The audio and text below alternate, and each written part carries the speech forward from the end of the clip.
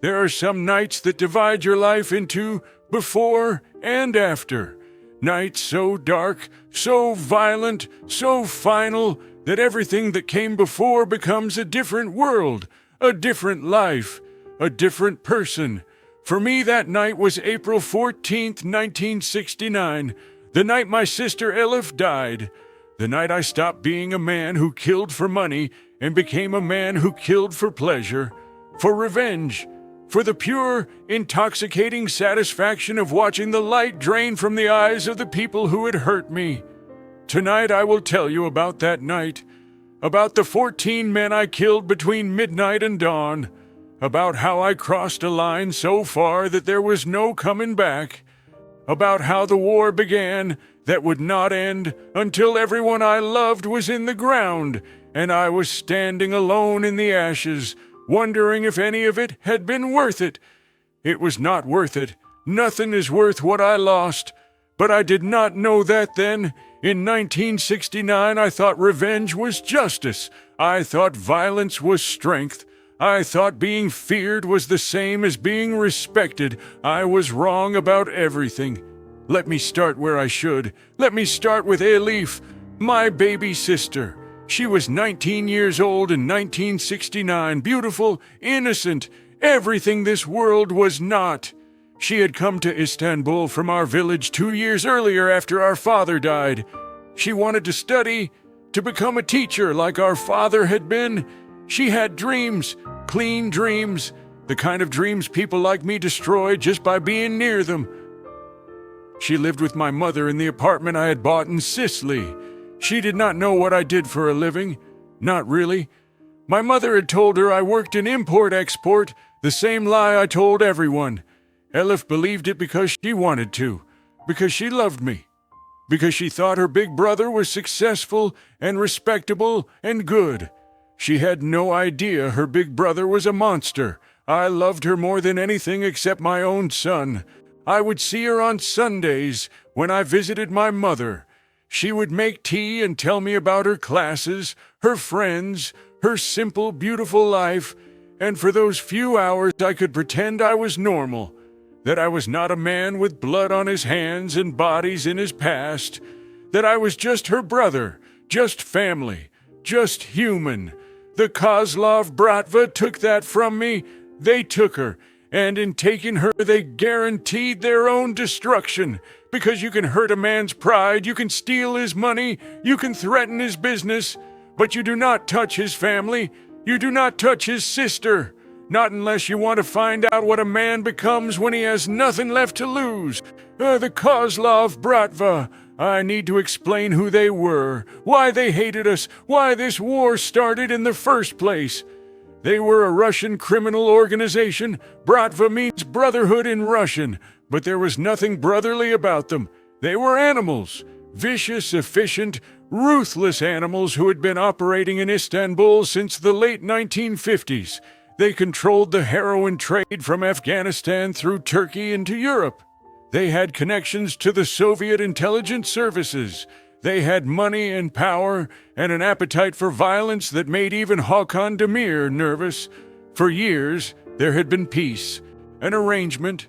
The Russians controlled heroin. Hakan controlled everything else: cigarettes, alcohol, stolen goods, weapons, gambling.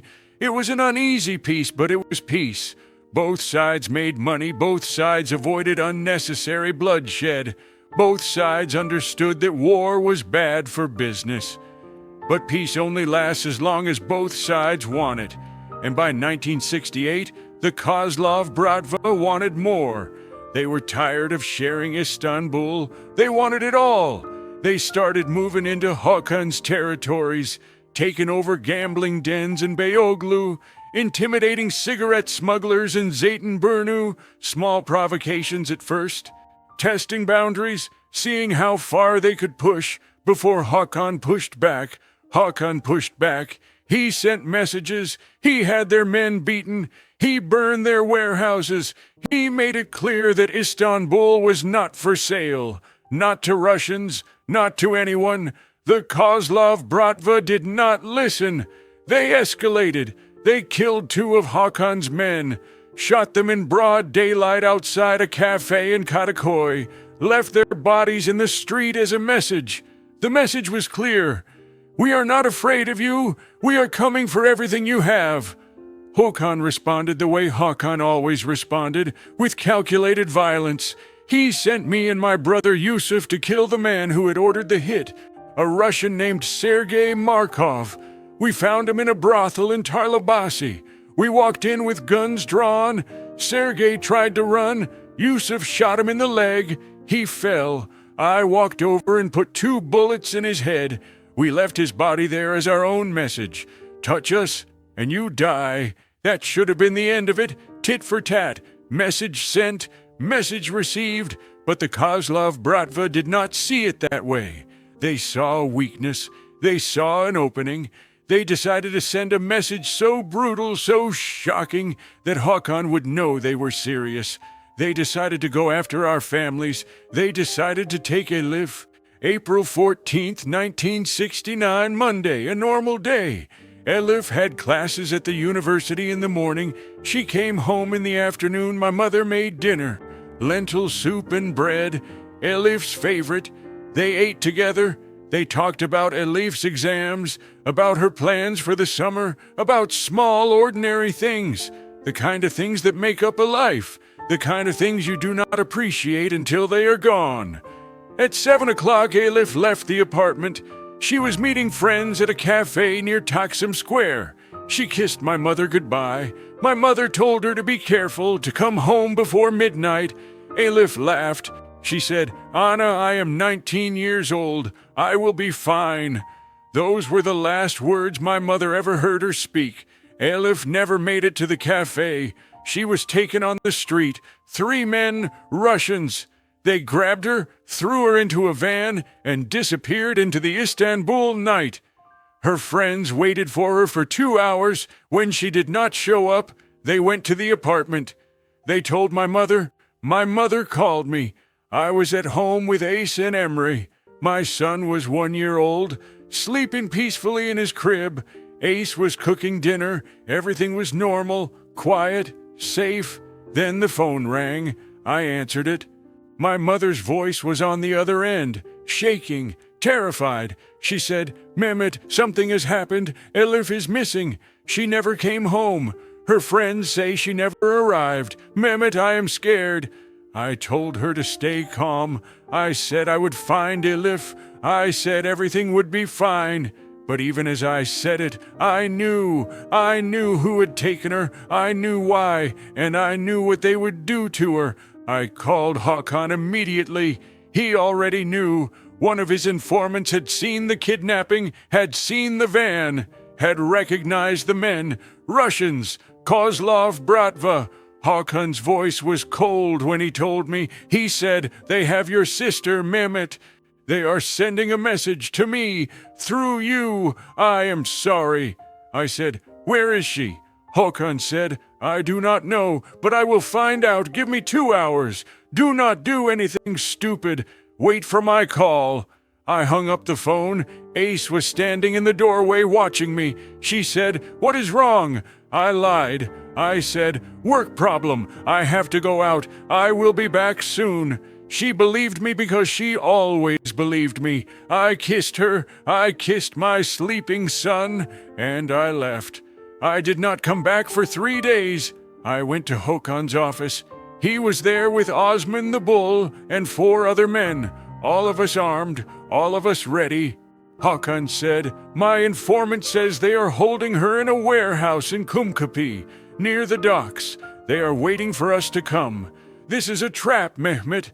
They want us to react emotionally, to make mistakes. We need to be smart about this." I did not want to be smart. I wanted blood. I said, "How many men do they have?" Håkan said, "At least 20, maybe more. This is not a fight we can win head on. We need to call for reinforcements. We need to plan. We need time." I did not have time. Every minute we waited was another minute. Elif was with them. Another minute of terror, of pain, of things I did not want to imagine. And I said, "I am going now, with you or without you." Håkan looked at me for a long moment. Then he nodded. He said, "I know, I would do the same. So we go together, all of us. And if we die, we die. But we take as many of them with us as we can." We armed ourselves pistols, shotguns, automatic rifles. We loaded into 3 cars and drove to Kumkapi. It was 9 o'clock at night. The streets were dark and empty. The warehouse district smelled of fish and diesel and the sea. We parked a block away and approached on foot. Silent, professional, ready. The warehouse was exactly where Hakan's informant said it would be. A large building with corrugated metal walls and a single entrance. 2 guards stood outside smoking cigarettes. Russians, big men with hard faces. They saw us coming. They reached for their weapons. Osman shot them both before they could draw. 2 shots, 2 bodies. We dragged them inside and closed the door behind us. Inside, the warehouse was divided into sections, storage areas, offices, a large open space in the center. We moved through carefully, checking corners, watching for ambushes. We found 5 more men in the first section. They were playing cards, drinking vodka, laughing. They died laughing. We killed them so fast they did not have time to scream. We kept moving, deeper into the warehouse, and then I heard it, a sound that will haunt me until the day I die. A scream, female, terrified, Elif. I ran. I did not wait for the others. I just ran toward the sound, through corridors, past crates and machinery, into a back room with a single light bulb hanging from the ceiling, and there she was, Elif, my baby sister, tied to a chair.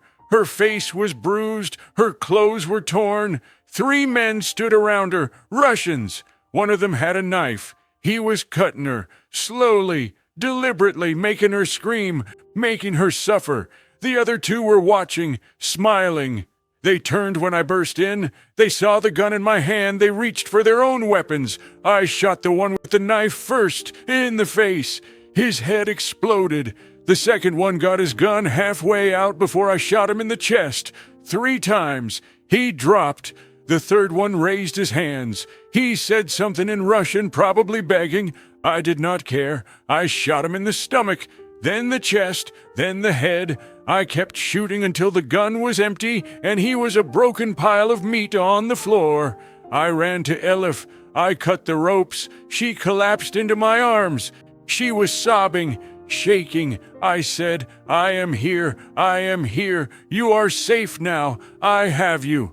But she was not safe. None of us were safe, because the gunshots had alerted everyone else in the warehouse, and they were coming.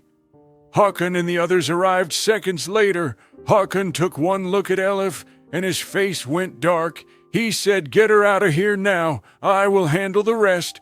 I picked up Elif. She was light, too light. I carried her toward the exit. Behind me I heard more gunshots, shouting, the sounds of war, but I did not stop. I had to get her out. I had to get her safe. We almost made it. We were 10 meters from the door when a man stepped out of the shadows. A big Russian with a scarred face and a shotgun. He pointed it at me, at Elif. He smiled, and he pulled the trigger. The blast hit Elif, not me. Elif. I felt her body jerk in my arms, felt the warm spray of blood. She gasped, a small, surprised sound, like she had just remembered something she had forgotten. I looked down. Her chest was torn open, red, so much red. Her eyes found mine. She tried to say something, my name maybe, or goodbye, but no words came, just blood. And then her eyes went empty, just like that. 1 second, alive, the next, gone. I laid her down gently. I stood up. The Russian was reloading his shotgun, fumbling with the shells. His hands were shaking. He knew what was coming. I walked toward him, slowly. He raised the shotgun. I did not care. He fired, missed. I kept walking. He backed away, tripped over a crate, fell. I stood over him. He looked up at me. He said something in Russian, begging probably. I did not hear him. I only heard the sound of my sister's last breath, the sound of her death. I beat him to death with my bare hands. I do not remember doing it. I do not remember how long it took. But when I stopped, when I finally came back to myself, his face was unrecognizable. My hands were broken. My knuckles were split open, and I felt nothing, just emptiness, just rage so deep it had burned everything else away. Håkan found me there, standing over the body, covered in blood. He put a hand on my shoulder. He said, "Mehmet, she is gone. We need to leave, now." I looked at him. I said, "How many are left?" He said, "At least 10, maybe more. They are regrouping. We are outnumbered. We need to retreat." I said, "No, no retreat. We kill them all, every single one. Tonight, here, now, we end this." Håkan looked at me. He saw something in my eyes, something that scared him. And Håkan Demir was not a man who scared easily. He said, "Mehmet, you are not thinking clearly. You are in shock. We need to be smart." I said, "I do not want to be smart. I want them dead, all of them, and if you will not help me, I will do it alone." There was a long silence. Then Håkan nodded. He said, "Then we do it together." He turned to the others. He said, "No one leaves until they are all dead. Understand?" Everyone nodded, and the real killing began. What happened next was not a fight. It was a slaughter. We moved through that warehouse like demons, like the angel of death himself. We did not take prisoners. We did not accept surrender. We just killed, methodically, efficiently, without mercy. I lost count of how many I killed personally, 6, 8, 10. It did not matter. They all blurred together. Faces, bodies, screams. I shot them, stabbed them, beat them. I did things I will not describe here, things that haunt me even now, things that proved I was no longer human. The warehouse became a graveyard, bodies everywhere, blood on the walls. The smell of gunpowder and death, so thick you could taste it, and through it all, I felt nothing. No satisfaction, no relief, no catharsis, just emptiness, because killing them did not bring Elif back. It did not undo what they had done. It did not fix anything. It only added more bodies to the pile, more ghosts to haunt me. When it was over, when the last Russian was dead, and the warehouse was silent except for our breathing, Håkan looked around. He said, 14. We killed 14 men tonight, and they will send more. This is war now, Mehmet, real war. No rules, no mercy, no end until one side is completely destroyed. Are you ready for that? I looked at my sister's body, small, broken, gone. I said, "Yes, I am ready. Burn this place down. Send them a message. Tell them if they come for us, we will take everything they love, everything they are. We will not stop until they are dust." Håkan nodded. He said, "Then it is war."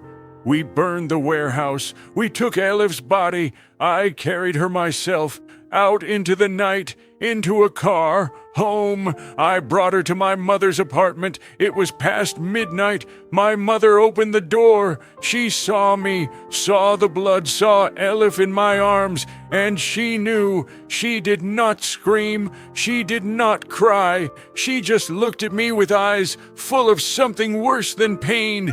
Accusation. She said, "This is your fault. You did this. You brought this evil into our family. You killed her, not them. You." I had no answer. Because she was right. I had brought this into our lives. My choices, my work, my life. And now my sister was dead because of it. I laid Elif on the couch. My mother collapsed beside her, holding her, rocking her like she was a child again, crying silently. And I stood there useless, broken, covered in blood, knowing I had destroyed everything. I left. I could not stay there, could not face my mother's grief, could not face what I had done. I went home, to Ace, to Emre. I walked through the door at 3 in the morning. Ace was awake. waiting, worried. She saw me, saw the blood. She said, "Mehmet, my God, what happened? Are you hurt?" I lied. One more lie in a lifetime of lies. I said, "I was in an accident, a car crash. I am fine, just shaken up." She believed me because she had no reason not to. She helped me wash the blood off. She put me to bed. She held me while I stared at the ceiling, seeing Elif's face, hearing her last gasped breath, feeling the weight of her body going limp in my arms. I did not sleep that night, or the next night, or the night after that. Every time I closed my eyes, I saw her, saw what they had done to her, saw what I had done to the men who killed her, saw the warehouse burning, saw the bodies, saw the blood, so much blood, and I realized something terrible. I realized that I had enjoyed it, the killing, the revenge, the power. I had enjoyed watching them die, and that enjoyment made me the same as them, maybe worse, because I knew what I was doing, and I did it anyway. The war had begun, and it would not end for 3 years. 3 years of violence, of ambushes and murders and bombings, of funerals, so many funerals. The Kozlov Bratva came after us with everything they had. They killed 5 of Hakon's men in the first week. We killed 8 of theirs. They bombed one of our warehouses. We bombed 2 of theirs. Back and forth, tit for tat, blood for blood, until the streets of Istanbul ran red, and everyone in the underworld knew that the Russians and the Turks were at war. My brother Yusuf was with me through all of it, fighting beside me, killing beside me. He was good at it, too good. The violence changed him the same way it had changed me. He became hard, cold, reckless. He started taking risks, unnecessary risks, showing off, trying to prove he was the toughest, the meanest, the most feared. I told him to be careful, to be smart, but he would not listen.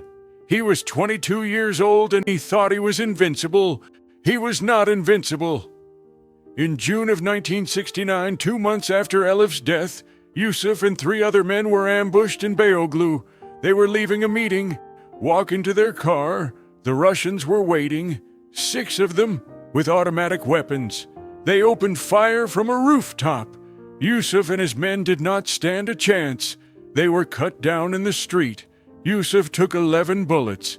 He died before the ambulance arrived. I was called to identify the body. I stood in the morgue looking at my little brother's face, at the bullet holes in his chest, at the way his eyes were still open, staring at nothing. And I felt that same emptiness, that same rage, that same realization that I had done this. I had brought him into this life. I had made him a target. I had killed him, just like I had killed Elif. 2 siblings in 2 months, both dead, both because of me. And still the war went on. Still the killing continued, because once you start down that road, there is no stopping. There is no turning back. There is only forward into the darkness, until there is nothing left but graves and ghosts and regrets too heavy to carry. My mother did not attend Yusuf's funeral. She could not. She had suffered a heart attack the day after Elif died. The doctor said it was stress, grief, a broken heart. She survived, but she was never the same. She aged 20 years in 2 months. Her hair went white. Her face became hollow. She stopped eating, stopped talking. She would just sit by the window staring out at nothing, waiting to die. I visited her every day, brought her food she would not eat, talked to her even though she would not respond, begged her to forgive me, but she never spoke to me again. She looked at me like I was a stranger, like I was the man who had killed her children, which I was exactly that. She died in October 1969, 6 months after Elif, 4 months after Yusuf. The doctor said it was heart failure, but I knew better. She died of grief. She died because her children were dead. She died because the son she had left had become a monster. She died because of me.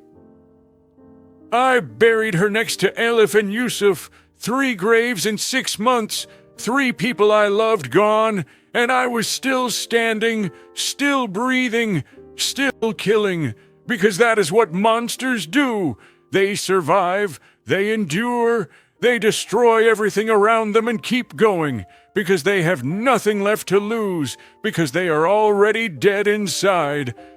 The war with the Kozlov Bratva continued for 2 more years.